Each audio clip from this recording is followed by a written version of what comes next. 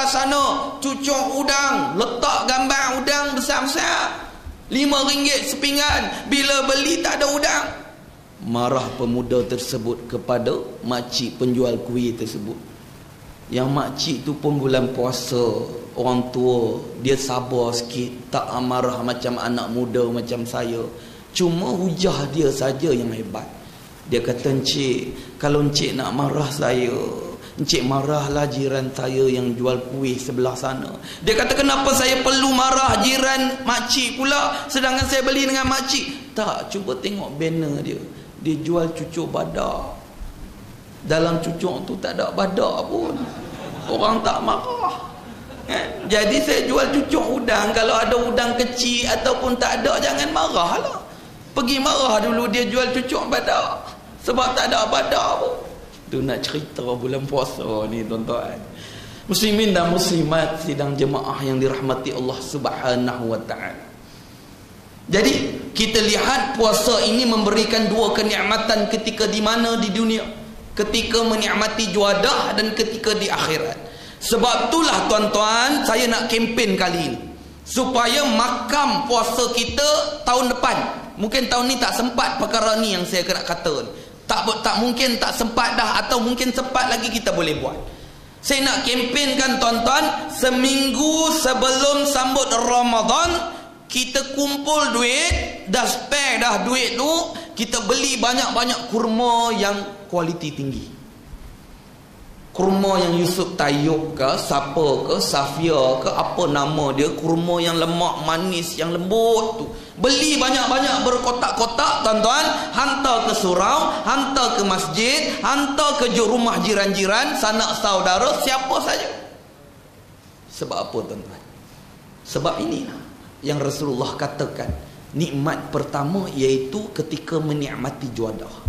Kita nak umat Islam, sahabat-sahabat kita, kita nak jiran-jiran kita, kita nak saudara mara kita menikmati juadah yang pertama, yang masuk, yang membasahkan lidah mereka, yang masuk ke mulut mereka, iaitu juadah dari hasil duit ringgit, titik peluk, derma, sedekah kita. Nampak? Pahala besar tuan-tuan, jamu orang buka puasa ni, jamu orang lapar. Sebab tu saya kempen kalau di kampung Tazkirah, saya tak benarkan buat moreh sekarang. Moreh ni difahamkan di peringkat kampung-kampung belah saya tuan-tuan, lepas solat tarawih. Lepas solat tarawih imam pun duk kenyang lagi, yang tadi kita duk kenyang tak habis lagi, makan pula. Ni jamu orang kenyang. Sebab tu kita kempenkan kalau nak buat juga moreh tu buat ketika buka puasa sebenarnya. Macam tuan-tuan buat di bandar-bandar, alhamdulillah di kampung masih lagi budaya itu. Lepas tarawih dah lah letih, lapar nak balik dah, buat pula nasi itu nasi ini. Akhirnya yang makan ialah ayam-ayam di belakang rumah. Nampak? Sebab tu tuan-tuan, mulai tahun depan kita nak puasa, tuan-tuan ingat, seminggu sebelum puasa beli banyak-banyak, letak di surau, di masjid, di rumah jiran dan sebagainya, bagi supaya, saya kata seminggu supaya mereka tak sempat beli. Oh, rupa-rupanya Tuan Haji dah beli bagi kita, rupa-rupanya jiran dah beli bagi kita, ayah kita, mak kita di kampung yang masih ada mak dan ayah, beli siap-siap seminggu sebelum Ramadan, bawa balik ni mak ayah ni. Anak-anak di universiti beli siap-siap supaya mereka makan, menikmati makanan yang pertama dari hasil rezeki kita. Besar fadilat dia tuan-tuan. Ni kadang-kadang bila kita buka puasa di masjid, di surau, Masya Allah, makan kurma hak jenis kering. Tahu tak tuan-tuan? Di rumah cantik kurma, tapi bila main buka puasa, saya ni kerja duk buka puasa di masjid, di surau, kadang-kadang mengkelan gitu. Kurma ada dalam kereta, nak bawa keluar tak seronok lah sangat. Ramai ambil kurma tu yang sekilo RM3 tu, yang bubuh dalam guni, yang mengelupas kulit tu. Kita pelik dekat surau kenapa yang kualitinya kurang, tapi kat rumah hebat kurma kita. Nampak? Kena ubah tuan-tuan. Tuan Haji cek balik kurma kita abang buka puasa petang ni.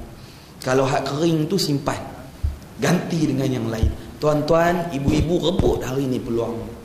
Sebentar nanti saya tengok ada gotong royong kot nanti. Lepas gotong royong ke apa, cepat-cepat pergilah pasar Emporium atau tempat-tempat yang jual kurma, beli kurma yang cantik-cantik, hantar dekat surau kita ni. Mulai petang ni orang yang buka puasa rasain nikmat. Makanan yang pertama masuk ke mulut mereka ialah dari nikmat, dari hasil kita dan kurma yang berkualiti. Baru dia rasa nikmat. Dia makan tu mata dia pejam tu rasa nikmat. Ni bila kita ambil makan mata pejam tu nak lepas rengkong tu. Allah, tuan-tuan pun tahu. Nampak? Kena ubah tuan-tuan. No, ibu-ibu. Saya cabar ibu-ibu dan sidang jemaah di surau ini. Kalau kurmanya cantik, alhamdulillah. Tapi kalau kurmanya jenis yang kering tu, gantikan petang ni juga. InsyaAllah tuan-tuan, no? Jadi yang kedua, tentang puasa. Sesungguhnya bau mulut orang yang berpuasa lebih wangi di sisi Allah daripada haruman kasturi. Sebab tu bila gelincir matahari tuan-tuan, elakkan kita gosok gigi dan sebagainya. Dah jatuh makruh. Walaupun bau sikit mulut kita di sisi manusia, tetapi di sisi Allah sangat harum baunya. Tu kadang-kadang kita terlupa cerita dekat anak-anak kita adab tu. Nampak? Tu kita kena jaga tuan-tuan. Yang ketiga yang saya nak kempen juga, iaitu ketika berbuka puasa. Tak kira di masjid, di surau ataupun khususnya di rumah. Kadang-kadang bila waktu nak buka puasa, saya teringat jenis orang tua di kampung. Tak tahulah di sini. Buka je pintu, buka tingkap, diri tepi tingkap. Kalau dia tak berdiri, yang datuknya suruh cucu berdiri. Dengar azan, dengar azan. Duk je dengar. Buat kerja apa tuan-tuan?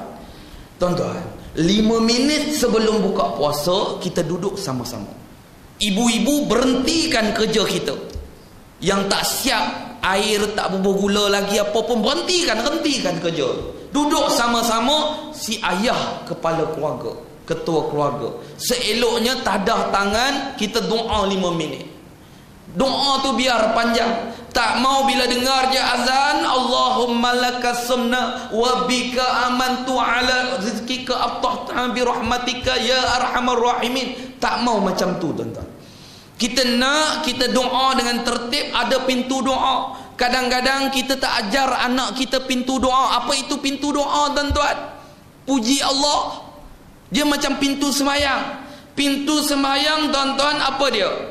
Takbiratul ihram barang siapa yang dah sebut dengan niat dia masuk dah sembahyang, tiba-tiba dia gugur semula sembahyang dia, buat semula, maka dia berdosa. Allahu Akbar, tak jadi pula. Allahu Akbar, tak jadi pula, berdosa tuan-tuan. Tu pintu sembahyang, Allahu Akbar, dah masuk tak boleh keluar sampai salam. Begitu juga dengan doa. Doa ada pintu. Kita tak mau didik anak cucu kita, angkat je tangan, Allahumma barik lana fima razaqtana wa qina azabannar. Terus kita nak ada adab nak bertemu Allah ni. Pintu doa. Bismillahirrahmanirrahim. Alhamdulillahi Rabbil Alamin, selawat dan sebagainya, puji Allah, selawat, kemudian baru doa. Doa pula tuan-tuan, doa yang lebih panjang sikit. Jangan sekadar doa buka puasa. Doalah yang anak-anak kita nak ambil peperiksaan UPSR seminggu lagi, yang nak ambil SPM di universiti. Doa anak kita yang berjauhan dari kita, doa apa pun boleh masuk sekali doa tu tuan-tuan. Kerana apa? Kata Rasulullah, antara tempat mustajab doa ialah ketika berbuka. Ambil kesempatan tu. Tapi kadang-kadang kita tak nampak perkara tu. Kita tak nampak. Cantik doa dengan doa itu, dengan doa ini. Tak boleh doa Arab, doa bahasa Melayu. Anak kita di hadapan, antara kaedah kita didik dia, ya Allah, ya Tuhanku, nak buka puasa tu. Tadi anakku ni umurnya dah 14 tahun.